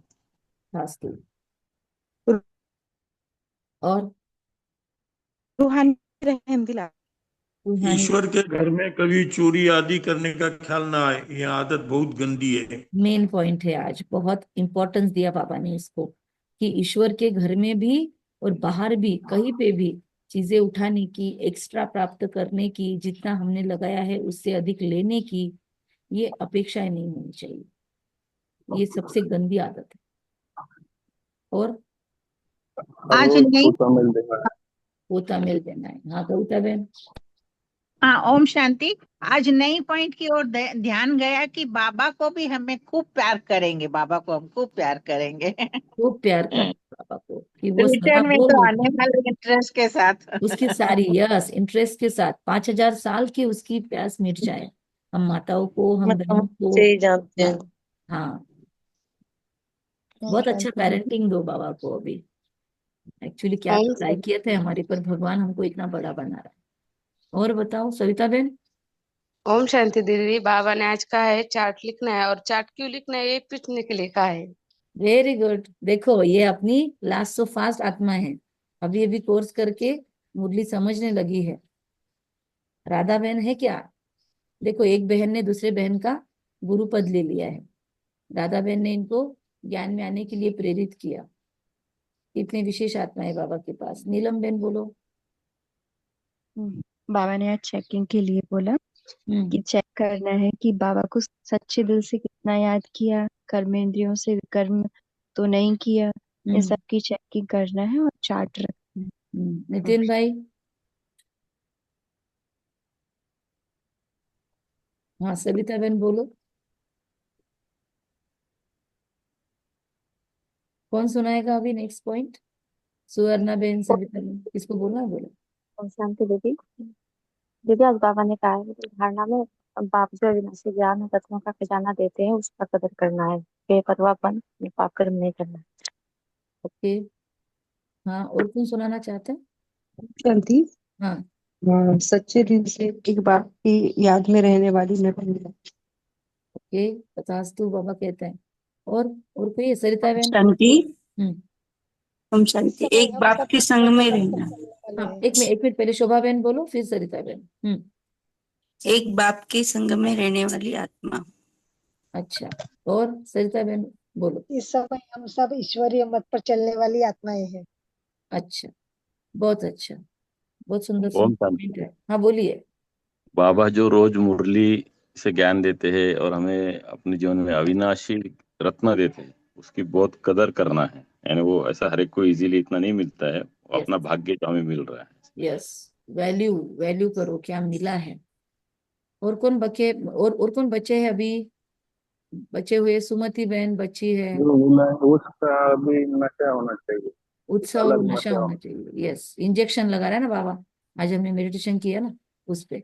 इंजेक्शन का शब्द नहीं था पर हमने उस पे किया आज। और प्रमिला बहन? मैं पुण्यात्मा। अच्छा, पुण्यात्मा। और आज बाबा ने फिर से लगी मुझे कि आज बाबा ने कहा कि मुझे प्यार करो। अच्छा, और किसने बोला बीच में? सुमति बहन ने बोला, और कोई तो ओम बोल सकता है। शांति। बोलो। आज बाबा ने फिर से याद दिलाया, बाबा का बनकर अगर कोई विकार में जाते हैं तो एक का 100 गुना उसका फल मिलता है जैसे। यस, और बाबा ने आज ये भी बोला है कि इग्नोर नहीं करना है बाबा की श्रीमत को। बाबा की श्रीमत को इग्नोर नहीं करना है, मनमत नहीं चलाना है। और कौन सुनाएगा? सुमन बेल को कुछ सुनाना है? ठीक है, okay. Om Shanti, thank you. पोता मिल क्यों लिखना है? अच्छा, उस पे डिस्कशन करना था हमको, चलो उसी पे करते हैं। पोता मिल क्यों लिखना है? लिखना क्यों है? बाबा तो एक्चुअली बाबा सब जानता है, जाने जाननहार, रांझू रमजबाज, ये सब है बाबा के टाइटल। फिर भी बाबा हमको पोता में लिखने के लिए क्यों बोलता है? चलो इस पे रूरियान करेंगे हम सब लोग, वर्कशॉप ही कर लेंगे अभी, 5 मिनट करेंगे।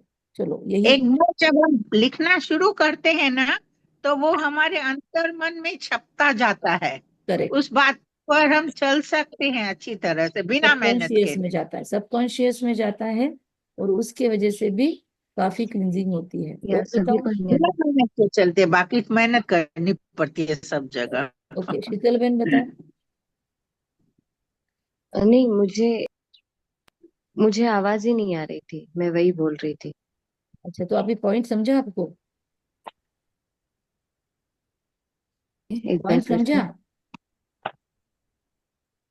आपको अपना माइक चेक करना जी। पड़ेगा, आपका आपका नेट चेक करो, क्योंकि बाकी सब लोगों को आ रही है आवाज। हाँ, अभी आ रही है आपकी आवाज। चार्ट लिखने के लिए बाबा ने क्यों बोला, उस पे पॉइंट चल रही है, रूरियान चल रही है। जी। ओके, और बताओ। सभी लोगों को इस हमारे पे शेयर करना है। हमारे व्यवहार में चेंज आता है, हम नम्रता का व्यवहार धारण में करते चेंज हैं। आता है, लेकिन साइकोलॉजिकल पॉइंट व्यू बताओ, साइंस क्या है उसके पीछे? बाबा ऐसे ही कोई चीजों के पीछे नहीं लगता। आज पूरी मुरली चार्ट के पीछे बाबा ने चलाई है, ऐसे ही थोड़ी बाबा अपने वैल्यू हम अगर मतलब। चार्ट लिखेंगे तो हमारी कमी कमजोरियां हमको नजर आएगी, कि जब हम लिखते हैं तो समझते हैं कि ये हमने किया नहीं है, अभी करना है। जब लिखते हैं तो मन में बार बार आता है, ये लिख रहे हैं, ये सही है क्या? तो इससे हमें कमी कमजोरियों की, गलतियों का एहसास भी होता है, और उसको दुरुस्त करने की चांस मिलता है, अपॉर्चुनिटी मिलती है। हाँ, एक्चुअली 30 मार खा समझ के घूमते रहते ना, बहुत बार ऐसा होता है। बाबा बहुत नशा चढ़ाता है, अव्यक्त वाणी इतनी पढ़ लेते हम तो हमको लगता है हमारे जितना तो कोई है नहीं बड़ा। फिर उसके बाद में ईगो चढ़ना इजी होता है, ज्ञान में आने के बाद ना बहुत लोगों को ईगो चढ़ जाता है, या फिर रिजिड बन जाते हैं। वो दूसरों का सुनने की इच्छा नहीं रखते, उनको लगता है मुझे सब मालूम है, इतने साल हो गए मुझे ज्ञान लेने को, सब कुछ पता है, मैंने इतनी मुरलियां सुन ली। तो हमको वो ईगो आने का चांस होता है। तो इसीलिए वहां पर ये पॉइंट काम करती है कि हमको जमीन पे रखती है। इसको ग्राउंडिंग बोलते हैं हीलिंग की भाषा में, कि आपको बार बार जमीन पे रहने की कोशिश करनी है, उड़ना नहीं है। उड़ना तो है, लेकिन उड़ते उड़ते हम लोगों को फिर निचला ना समझे। बहुत बार ना हम ज्ञान में है तो दूसरों को तुच्छ समझने लगते, हम ज्ञान में है तो लोगों को ऐसी ट्रीटमेंट देते, नहीं नहीं वो हम नहीं आपका हाथ का खाते, आप ज्ञान में नहीं हो ना, आप अज्ञानी हो ना। क्या अधिकार है हमको किसी को अज्ञानी बोलने का? किसने दिया हमको अज्ञानी बोलने का अधिकार? ऐसा किसी का इंसल्ट करने के अधिकार हमको नहीं है। लेकिन फटाक से हमने बहुत बीके को बोलते हुए देखा है, वो आप ओम शांति में नहीं हो ना, हम आपका हाथ का नहीं खाते। हम ओम शांति में ना, तो हम किसी के हाथ का नहीं खाते। तो लोग तुरंत बोल देते हैं, फिर हम क्या छूत अछूत है? तो इसीलिए ऐसे ईगो नहीं चढ़ने चाहिए हमारे अंदर, वो रिजिडिटी नहीं होनी चाहिए, ऐसा मतलब ऐसा, है ना? तो ऐसा नहीं, प्यार से रहना हमारे अंदर। ट्रांसफॉर्मेशन वो कब आएगी? जब हम डेली खुद की चेकिंग करेंगे, तो हमको ध्यान में आएगा अरे अब तक तो मेरे में ये बाकी है, कितने सालों से मैं इस पे काम कर रहा हूँ, अभी तक ये चेंज नहीं हुआ, तो मैं कैसे सामने वाले को नाम रख सकती हूँ? कोई कुछ खाता भी है तो उसको नाम नहीं रखना है हमको। मतलब लिटरली हमने तो अभी एक जगह गए थे अरुणाचल प्रदेश में, तो एक व्यक्ति का व्यू देखो, उनके लिए अध्यात्म क्या है, तो उन्होंने क्या बोला, अगर कोई नॉनवेज भी खा रहा है तो आप हमको पहले इंस्ट्रक्शन दे दिए थे गाड़ी में बैठने के पहले कि अभी मैं आपको एक एरिया में, मतलब यहाँ पे आपको हर जगह जगह नॉनवेज की दुकानें दिखती है अरुणाचल प्रदेश में, इतने नॉनवेज है घर में कि सुअर को तक छोड़ते नहीं है, सुअर का भी मांस खाते हैं, तो हर जगह आपको वो लटके हुए मिलेंगे। तो आप ऐसे होता है ना, छी याक कितना गंदा, ऐसे हम बोल देते हैं, चेहरे हमारे एक्सप्रेशन सब कुछ चेंज होता है।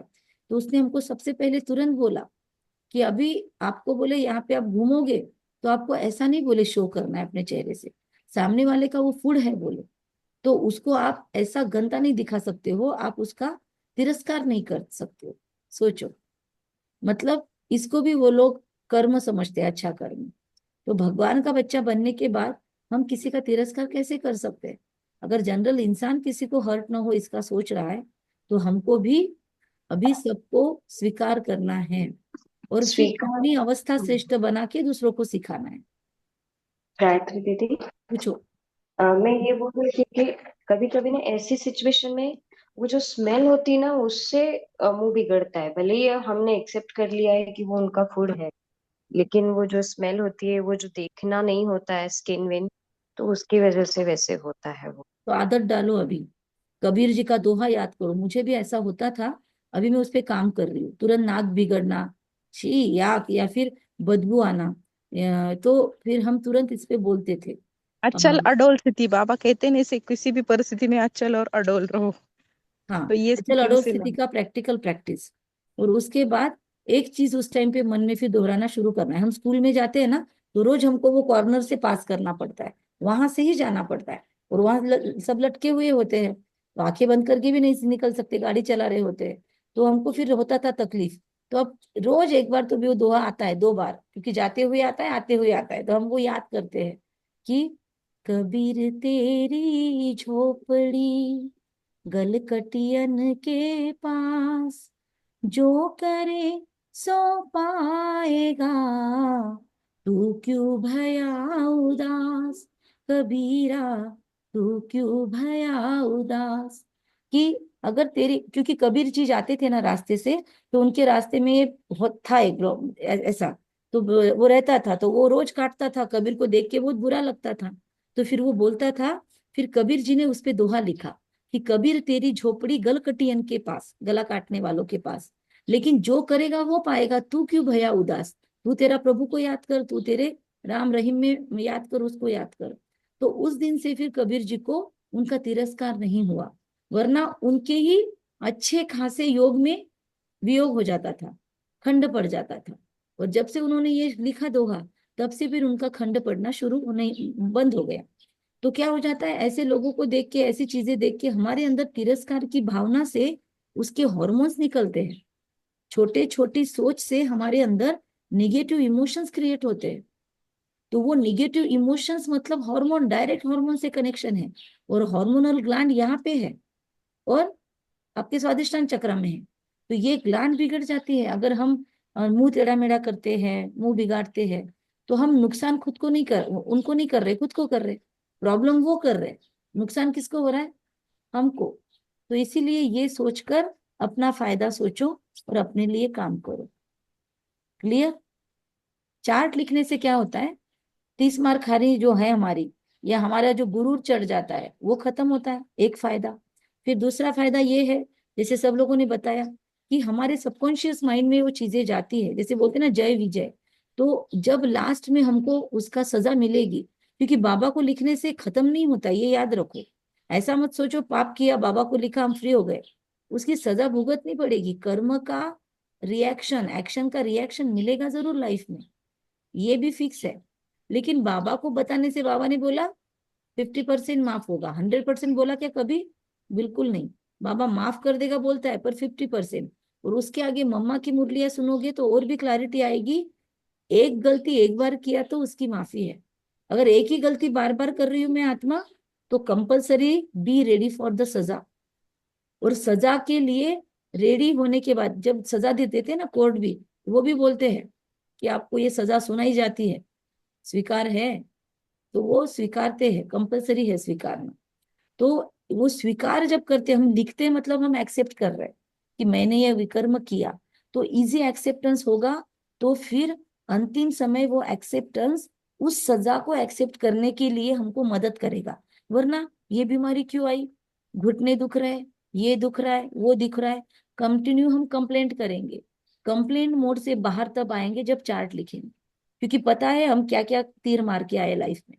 तो जब खुद का चार्ट लिखेंगे और पता है कि मैं इतना पानी में हूं, तो सजा मिलनी है भाई मुझे, मैंने किए विकर्म, मैंने किए अमृत वेला मिस, मैंने किया है बाबा का अपमान, मैंने मुरलियों को इग्नोर किया है, मैंने बाबा की श्रीमत के उल्लंघन में गई हूं मैं। बाबा ने मुझे बहुत सुनाया पर मैंने उस पर काम नहीं किया। बाबा ने बार बार मुझे हिंट दी, कितनी आत्माओं के थ्रू बाबा ने मुझे मेरे कान खींचे, चार्ट लिखो चार्ट लिखो। आज की मुरली के बाद में भी मैं चार्ट नहीं लिखा। मुझे 19 तारीख को मुरली बाबा ने सुनाई थी, जिसमें चार्ट के कितने सारे पॉइंट भी रेडीमेड दिए थे, मैंने फिर भी अपने चार्ट नहीं बनाया। तो फिर कौन हेल्प करेगा? फिर तो उसके बाद अंतिम समय इस श्रीमत के उल्लंघन का भी हिसाब होगा। लोग, बाबा ने बोला चोरी मत करो, फिर भी मैंने चीजें उठाई, फिर भी मेरे अंदर से आसक्ति खत्म नहीं हुई, फिर भी मैंने लालच हबच में कुछ चीजें की, तो फिर सजा तो खानी पड़ेगी। तो अंत में बाबा दिखाएगा और बोलेगा खाओ सजा।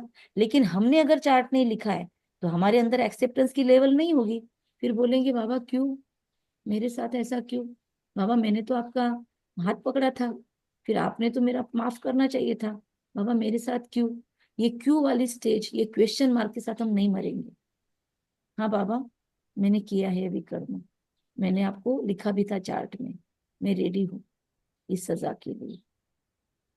फिर हाँ, जीरो स्टेट में जाके, बीजरूप अवस्था में जाके अगर आप अभी पुरुषार्थ कर लेते हो तो विकर्म भी विनाश होते हैं, जैसे दादियों ने किया। दादी जानकी ने और अन्य दादियों ने बोला था, जगदीश भाई ने भी बोला था कि मुझे मेरी सजाएं यहीं पर चुकतू चाहिए, मुझे अगले जन्म में या वो क्या बोलते धर्मराज पूरी नहीं देखना है। जगदीश भाई ने बोला था बाबा को। तो आपको पता है बहुत पीड़ा हुई उनको मरने तक।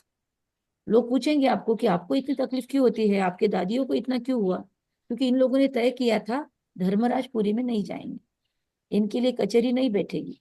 तो उन्होंने एक तरफ सेवा भी चल रही थी। सोचो दादी जानकी 104 की उम्र में 5-5 हजार किलोमीटर की ट्रेवलिंग कर रही है। हम लोग गाड़ी से उतरे तो हम थक गए, सो गए। दादी कितनी बार प्लेन से उतरती थी और डायरेक्ट सेशंस लेती थी। तो इतना कैसे उनकी लेवल आई? उन्होंने यहाँ पर आत्मा को तो इतना पावरफुल बनाया, पर शरीर के कर्म वो कितने थे?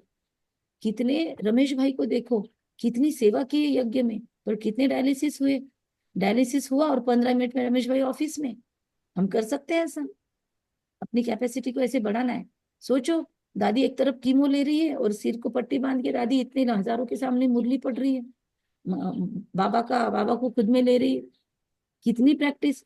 दादी प्रकाश मणि की देखो, लास्ट समय तक शरीर के हिसाब किताब, लेकिन अंदर में अवस्था आत्मा की कितनी शक्तिशाली। तो आत्मा खुद पे भी काम कर रही है और कर्म भोग से भी चुकतू कर रही है, क्योंकि धर्मराज पूरी नहीं देखनी है। और बीज रूप अवस्था की भी प्रैक्टिस।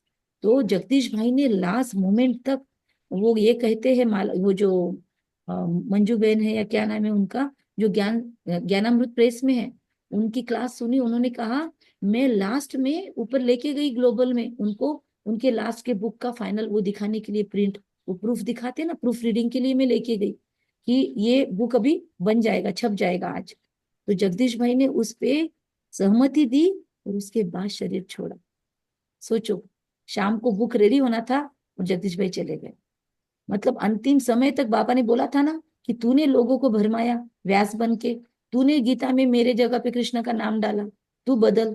तो लाइफ टाइम उन्होंने अपने लेखनी से विकर्म किया था, तो लेखनी से ही सुकर्म किया। इतने सारे बुक्स लिखना जोक है? कितने बुक्स लिखे उन्होंने यज्ञ में। तो लास्ट समय तक उन्होंने अपने जिस इससे विकर्म हुए उसको ये किया। हमने तो सारे कर्मेंद्रियों से विकर्म किए हैं, सारे कर्मेंद्रियों से हमको पुण्य कर्म भी करना है और लिखना भी है चार्ट, ताकि हमारा सबकॉन्शियस एक्सेप्ट करे। एक्सेप्टेंस हीलिंग की पहली प्रोसेस है। हम जब भी लोगों को काउंसलिंग केस में लेते हैं, हमारे पहले 2 सेशंस इसी पे होते हैं एक्सेप्टेंस लेवल तैयार करना, उस आत्मा को ग्राउंडिंग करवाना और उसकी एक्सेप्टेंस लेवल शुरू करना। क्योंकि पहले इसमें वो इतना बोलता है, जो क्लाइंट आता है उसको लगता है मेरे ऊपर सारे अत्याचार हो रहे हैं, तो उसके लिए हम समय देते हैं। इतना बोलता है, सबकी कंप्लेंट करता है, फिर हम लोग सुन लेते हैं और फिर बाद में उसको एक्सेप्टेंस लेवल पर लाने के बाद ही हम आगे की थेरेपी दे सकते हैं। एक्सेप्टेंस लेवल पे नहीं आया, उसने दूसरा सेशन नहीं किया, तो उसको कुछ नहीं मिलता है। तो लोग फिर इसलिए आधे अधूरे में चले जाते हैं, क्योंकि वो एक्सेप्ट करना बहुत तकलीफदेह होता है कि मैं भी गलती करता हूँ। और जब ये एक्सेप्ट हो गया, बारे नहरे हो गया, फिर आपका हीलिंग उसी टाइम पे शुरू हो गया। जिस टाइम पे मैंने एक्सेप्ट कर लिया कि यस मेरे से विकर्म हुआ है, यस मैंने अनेकों को तकलीफ दी है, आपको इतना इजी होगा विकर्म विनाश करना भी और कार्मिक फिलोसॉफी को एक्सेप्ट करने में भी। रिश्तों में भी बहुत लोग हमसे बहुत बुरा रहते हैं, तो हम उनकी चुगली करते रहते हैं, कंप्लेन करते हैं। तो मैंने आपको इसके पहले भी बताया था, जैसे ही मैंने पास्ट लाइफ किया, आकाशिक किया, ये सब चीजें सीखी, और फिर बाबा ने तो बताया था, एक्सेप्टेंस तो था ही, तो इतना आसान हो गया वो चीजें एक्सेप्ट करके फिर उस पर काम करने के लिए। मुश्किल तो है, क्योंकि योग उसमें हेल्प करेगा। बीज रूप अवस्था में जाना इतना मासी का घर नहीं है, लेकिन वो एक्सेप्टेंस आपको बहुत मदद करता है, और उसके लिए चार्ट लिखना है। तो चार्ट की साइकोलॉजी मुझे लगता है अभी इससे तो ज्यादा नहीं समझा सकते हैं। तो इसके बाद जो नहीं लिखते वो आज से कम चार्ट लिखेंगे। हमको मत लिखो, ग्रुप में मत लिखो, बाबा को चार्ट लिखना है, ठीक है। तो बाबा का और आपका संबंध है, तो चार्ट लिखने पर आज से अटेंशन दो। सिर्फ खुद के ऊपर चेक बिठाना है। होता है ना, पब्लिक के हम कोई बात अनाउंस कर देते हैं तो हमको लाज आती है, शर्म आती है, तो उसके लिए हम ग्रुप में डाल सकते हैं डेली कि आज का चार्ट लिख दिया, तो फिर हमको डर रहेगा, अरे उन्होंने काउंट किया होगा तो आज हमारा नहीं गया। तो रोज चार्ट लिख के आज चार्ट लिख दिया, ऐसा लिख सकते हो, ताकि आपको आदत बनने तक आप यूज कर सकते हो मुरली चिंतन ग्रुप का। 7 दिनों तक लिख दो कि आज चार्ट लिखा, आज चार्ट लिखा, आज चार्ट लिखा, आदत पड़ जाएगी। All the best. Om Shanti. Thank you. Om Shanti. Thank you. Om Shanti. Thank you each and thank you.